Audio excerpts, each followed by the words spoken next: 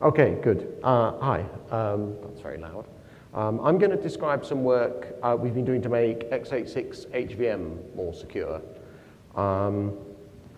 So probably the biggest attack surface for an x86 HVM guest, even bigger than the hypervisor, is that presented by the QEMU device model. This is an emulated PC, complete with hard disk and network, and video controllers and so on. So I've got a diagram here about that. Each of these devices you can see here is implemented by emulation code in QEMU. And in the usual configuration, QEMU runs as a process in DOM0 with complete privilege. Any vulnerability in the QEMU device model is a vulnerability in the whole Zen system, which can allow the guest to probably take over the host. Now we have a number of strategies to deal with this kind of problem. The most obvious one is don't use HVM. HVM is not only less secure, it's also much more complicated. So if you can use PV or PVH, and then QEMU just disappears, at least as the system emulation part does, and so you don't need to concern yourself with this. If you must use HVM, then you have the option of using a QEMU subdomain. Not that diagram yet. Let's have that one. A QEMU subdomain. So some Zen project downstreams are using QEMU subdomains to quite good effect. This can be quite complex to set up. The upstream offering is based on an ancient version of QEMU compiled in a strange way against Minios. And well, you don't really care very much that it's from a security point of view, that it's an ancient version of QEMU that you can't really security patch because it runs inside the guest context, so its security problems aren't an issue. But it does have bugs, and its kind of feature set is rather limited, and the build system is horrific. Some people have got Linux-based subdomains.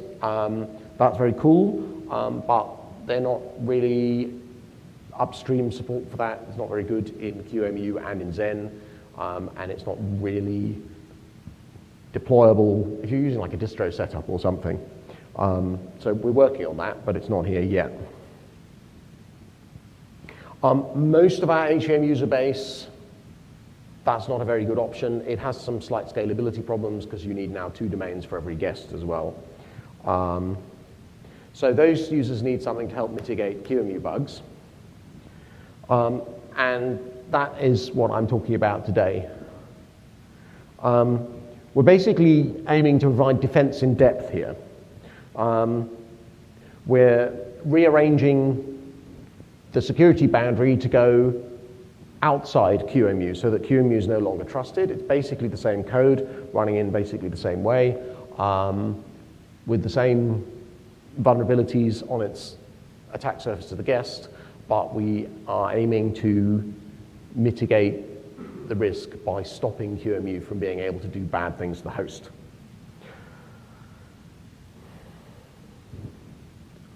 Don't know if that's clear on this diagram, but it gives you a substantially narrower security boundary rather than a number of complicated emulated devices. QEMU's interfaces to the rest of the system are limited to some talking to libxl, a little bit of talking to the DOM0 kernel. Those interfaces themselves have been shrunk somewhat as part of this work. So where are we with this? Well, we have done quite a bit of work. It's quite good, really. It works reasonably well. It's tested. So in Zen 4.12, this new deprivileged mode is in tech preview status, but normally that wouldn't give you any kind of security support. So if you turned it on, you'd be on your own. But we are confident enough that this doesn't make anything worse, that we're offering this special security statement. So although we're not quite confident that it will deliver all of the security benefits that I'm kind of advertising, and the next slide will explain maybe why that's the case. We are relatively confident that it doesn't make anything worse. So we will, if we find any bug where this makes things worse, we'll certainly issue an advisory. And in practice, actually, the things that we've done so far mean that things are better than it would appear just from this slide. And much of the time, an attacker who gains control of QEMU will be able to do much less damage with this feature enabled than without. Mostly limited denial of service attacks. Right, I'm not going to test you on this later. This is a list of all of the things that we have, kind of like our to-do list for the QEMU deprivilege. Each of these things on the left-hand column is a problem that most of these are capabilities that QEMU has to do some bad thing. And then we've got a solution in each case, hopefully, and the status column that tells you where we are with that. So this is quite a substantial project. Some of these rows are a lot bigger than others. There's a lot of this here. And the reason there's a lot of this here is because QEMU did have complete access to the Linux syscall API as root. And we've been kind of chopping that down, reducing, eliminating the accesses it doesn't need, and doing more complicated things, the accesses where it does still need some kind of ability to do something. So I'm going to zoom in on one of these, just to give a flavor of what we've done. So there's going to be the hypercalls one, which is on the top of the list there.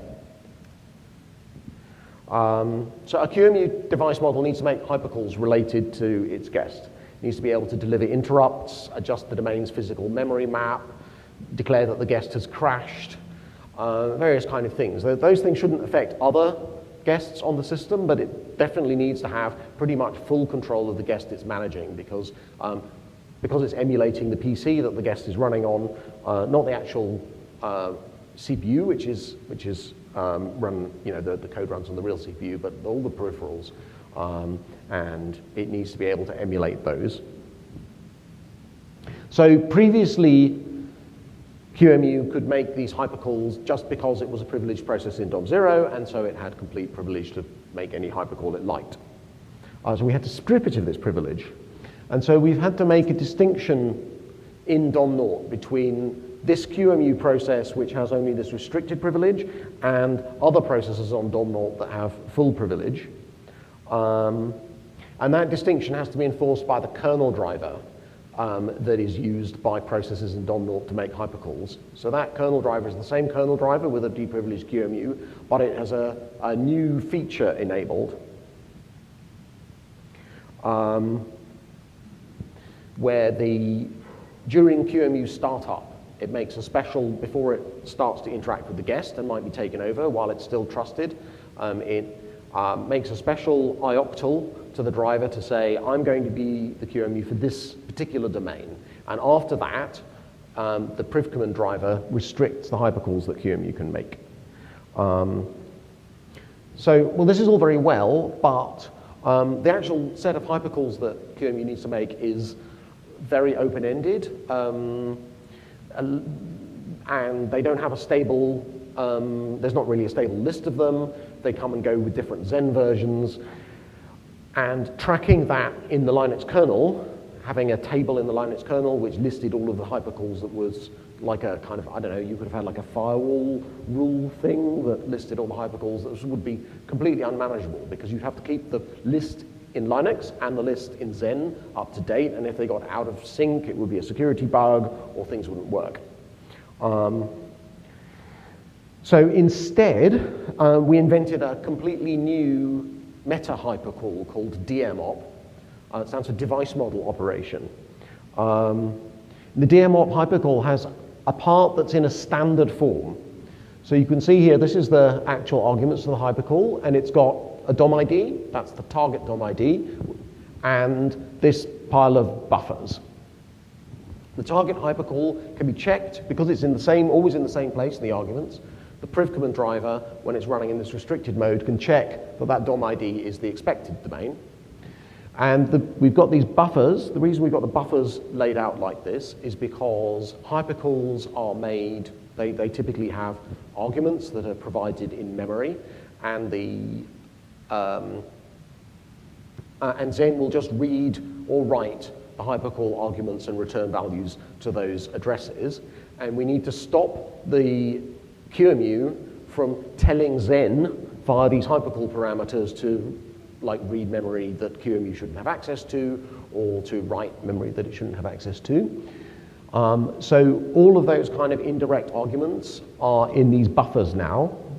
And you can see there's just a table of buffers, length, each one is a length and an address. And the priv command driver can check that all of those addresses correspond to the QEMU's legit address space.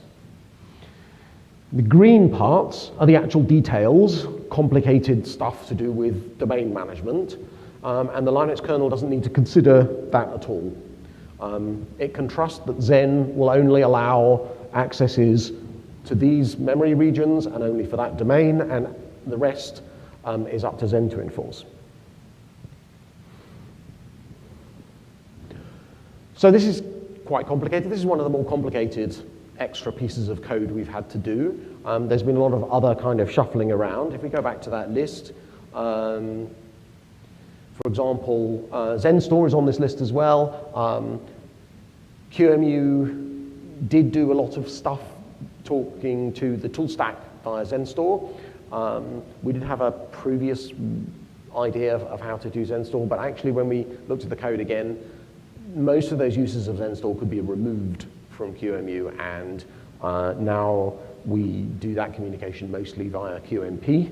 And you can see that QMP is also blocking QMP blocks libxl. That's a to-do list item. We're working on that, right? And that's necessary anyway because before we started this work, QEMU and libxl were communicating both over XenStore and via QMP, and the QMP parts couldn't be really got rid of.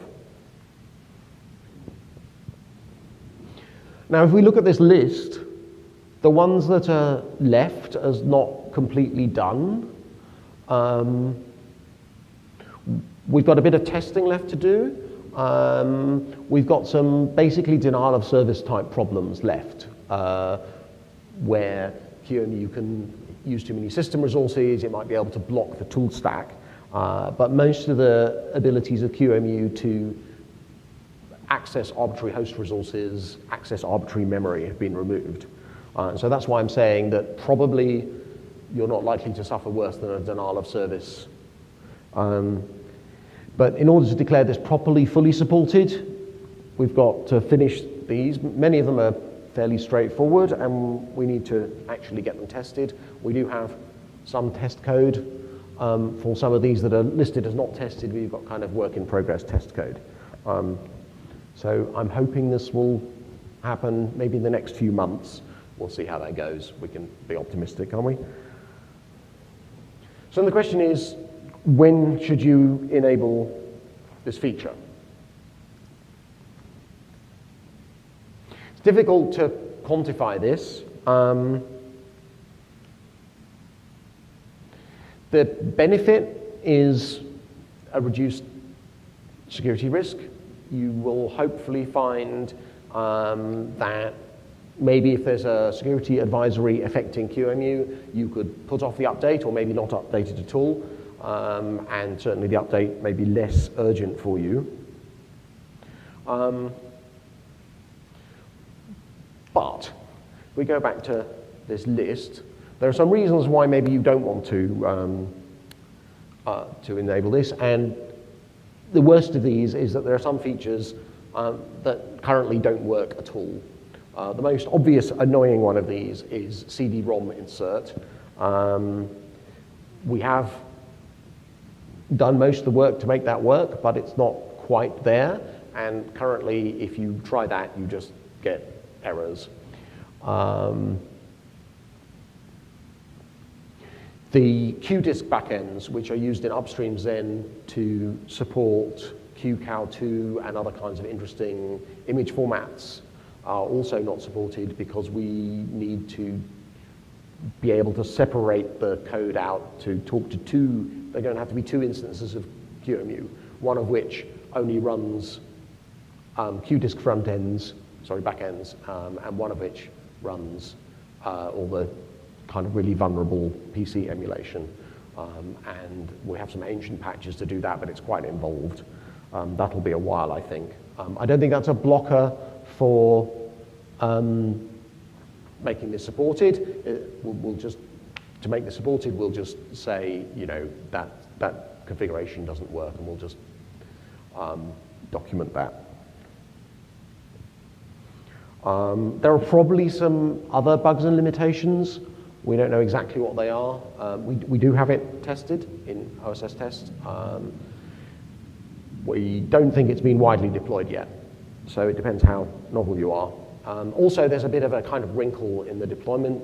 It likes to have a UID per domain, per DOM ID, so you need to wrestle your system configuration a bit for that.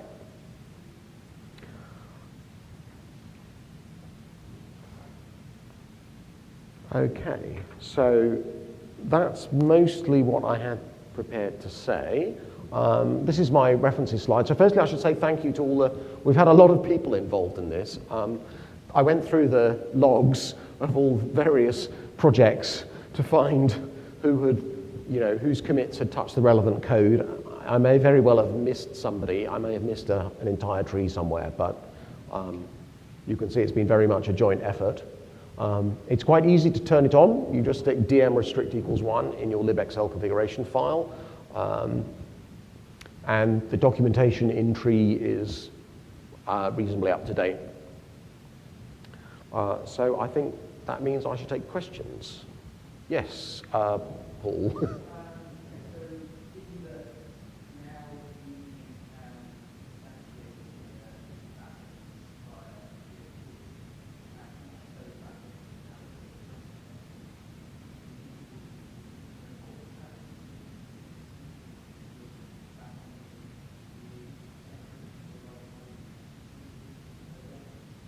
So the question is, QEMU now has the ability to be instructed to create PV backends, QDisk PV backends via QMP. And the question is, given that, would it be reasonable to try to do that in the restricted QEMU? And I think the answer, to have only one QEMU instance that.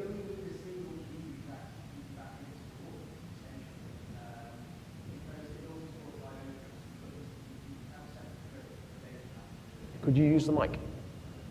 Then I won't have to repeat and mangle your question. Yeah, okay, it's on. Yeah, so potentially we could have a single QEMU instance to act as PV backend for all guests, because there's IO thread support in there as well, so it's not like you're going to be serializing every guest against every other guest as far as PV access is concerned. So that's an interesting idea. I hadn't thought of that at all. So that way we don't have to have two instances of QEMU per guest. Right, and you don't have to manage the startup and shutdown of exactly. You just have one that starts at that host. I don't know how good QEMU's error handling is on the PV. Since I fixed it, it's not bad. Oh well. Okay, so maybe we should do that then.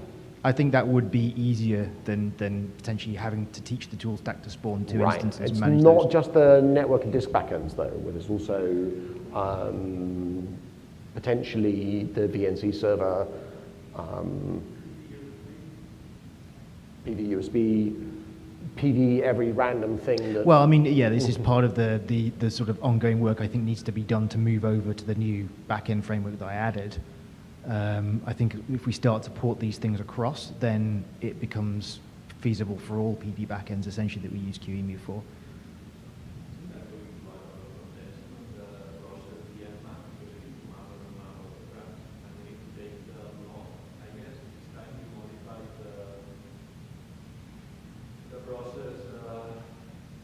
Well, it depends how much mapping, unmapping we do. Let me see. I mean, if you run all the packets on a single process, every time you map and unmap, you take a lot. Yeah, but that's the point. They're not. They're running in separate threads. If you use I/O threads in QEMU, then you can have them on separate threads. Yeah. Well, so no, they don't have to. They They're share not, a single there's a address shared space. address space, but they can be scheduled simultaneously. Yeah, but I mean, map and unmap is something that somebody is going to take the process. Okay, well, yeah, that's true. I mean, we don't use map and unmap in the storage backend. We use copy instead. Yes, other backends may not be so fortunate. I think that, I mean, if I go back to my list of my to-do list, I think the QDIS thing, I mean, we've got some other work to do while we think about what the best way to organize this is. And I think the right answer for Pastor is just let's take it out. Right. I mean, I've got like TBD here, and the answer is like, somebody who wants to make that work can come and try and fix it. I think it's quite hard. Well, this is what Roger's talking about, right? So I think we had some more questions, maybe. So I'll start. 2 questions. So first one is, once you get all the FD passing, unshare the net or the mount namespace, right? I think that's. That's interesting. It's not on our list. We talked about it in Nanjing. I just remember. Right. There is. If I go to this document, Docs Designs QEMU Deprivileged, does that mention unsharing the mount namespace? If it doesn't, please send a patch to it. Okay. Thank you. And then the second one, UIDs. So what UIDs are you using? So the current approach is there's a kind of, you can control how it does it. The second setup that I would recommend is you create a base user. So it's like a dummy user that you create, and it will use, this is controlled by code in libxl, it will use that UID and 2 to the 16 UIDs onwards from it. So whatever value you give that user, it will use that block of UIDs, and that's how you control that. Yeah, so it combines that base user and basically just adds the DOM ID to it, and then it uses that UID. And it's got some mechanism to, when the DOM ID is reused, to make sure that there's no leftover processes from the old UID. So uint has worked poorly for Android, right? Separating out that they toss that in the river. So why don't we use some of the more modern things like user namespaces and just keep it as the same PID inside of a user namespace?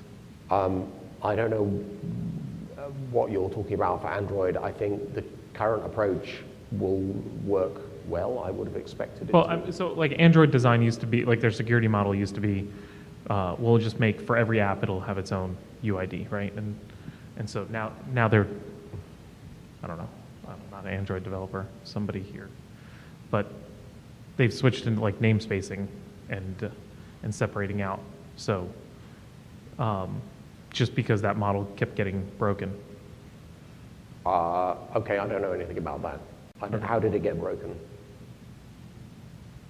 I mean, you're in the same namespace, users attack users and badness. Boogeyman, scary things. Let's talk about that offline. Okay, fair enough. Anyone else?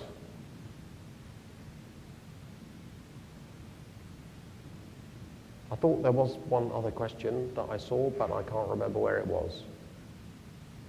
No?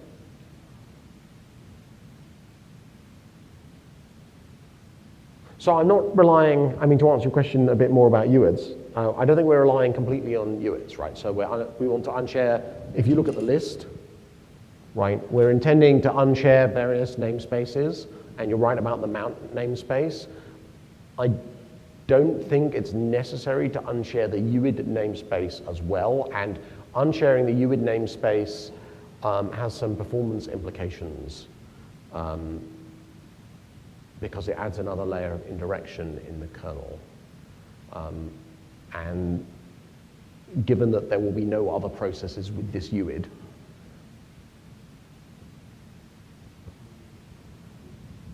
How many syscalls and everything is that QEMU truly making? quite a lot.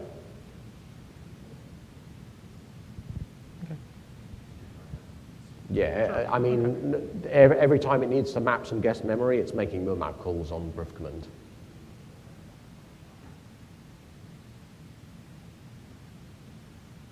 Okay, well, I think, oh, yeah.